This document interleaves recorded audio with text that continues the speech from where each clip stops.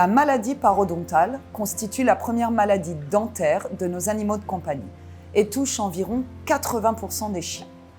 Elle est souvent trop tardivement identifiée par le propriétaire, même si elle se traduit par la mauvaise haleine de son chien. Or, elle peut avoir des répercussions sur l'état de santé du chien. La maladie parodontale consiste en la destruction des tissus qui soutiennent la dent. Ce phénomène est progressif et plus ou moins rapide. Parmi ces tissus qui sont atteints lors de maladies parodontales, on trouvera la gencive, le ligament parodontal, le sément et l'os alvéolaire. La plaque dentaire, constituée de bactéries, se forme sur la surface de l'émail des dents, dans les heures qui suivent chaque repas. Lorsqu'elle s'agrège avec le calcium présent dans la salive, la plaque dentaire, alors minéralisée, forme le tartre. Certains facteurs favorisent la formation de plaques dentaires, tels que les malocclusions dentaires, mais aussi la consommation d'aliments mous, qui, par opposition à des aliments durs comme des croquettes de forme spécifique, ne permettent pas d'avoir un effet abrasif sur la surface de l'émail. Les chiens de petite taille, pesant moins de 10 kg, semblent plus prédisposés. La prolifération de bactéries peut conduire à une inflammation des gencives. On parle alors de gingivite. Les gencives atteintes et œdémaciées peuvent alors se décoller des dents et constituer des poches où les débris alimentaires s'accumulent.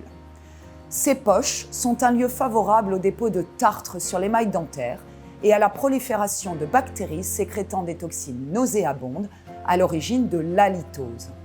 C'est cette mauvaise haleine qui va motiver une consultation du chien concerné afin de le faire détartrer.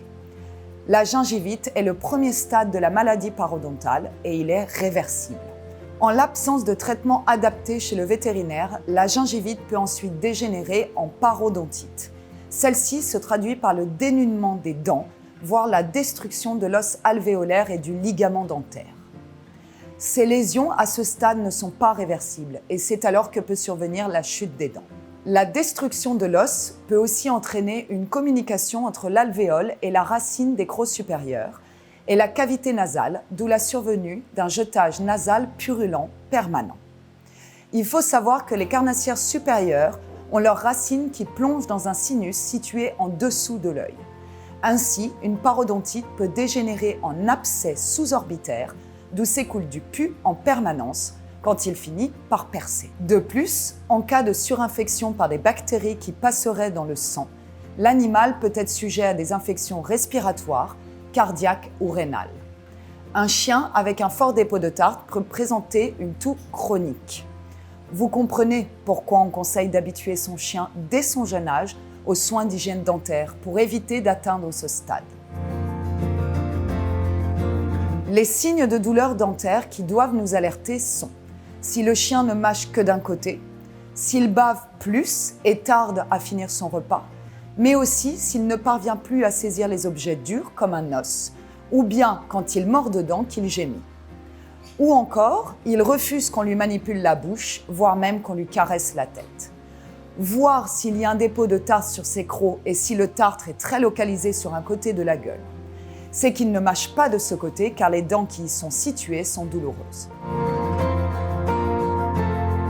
Les soins d'hygiène bucco-dentaire doivent s'effectuer quotidiennement. L'idéal est avec une brosse à dents munie de poils ultra souples et un gel dentaire sans rinçage spécial. L'indication principale étant la prévention de la maladie parodontale. Le détartrage en lui-même ne vient donc qu'en complément d'une hygiène bucco-dentaire quotidienne, car ces bactéries sont à nouveau ancrées sur la dent en 48 heures. Or, on ne peut pas se permettre de réitérer une anesthésie toutes les 48 heures. Le détartrage n'est que l'un des outils permettant de revenir à une situation propice aux soins quotidiens. Dans un contexte domestique, il y a très peu d'activité buccale abrasive sur les dents chaque jour, contrairement aux carnivores à l'état sauvage.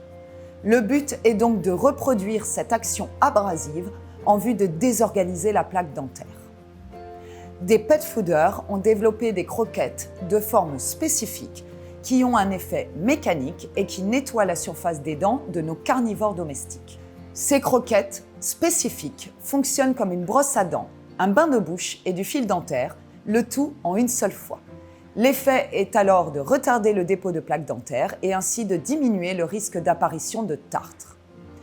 Pensez à opter pour une alimentation de qualité afin de diminuer le dépôt de plaques dentaires et à inspecter régulièrement la face et la bouche de son animal de compagnie, au moins une fois par mois, pour détecter le plus tôt possible toute anomalie qui pourra avoir des répercussions néfastes sur son état de santé.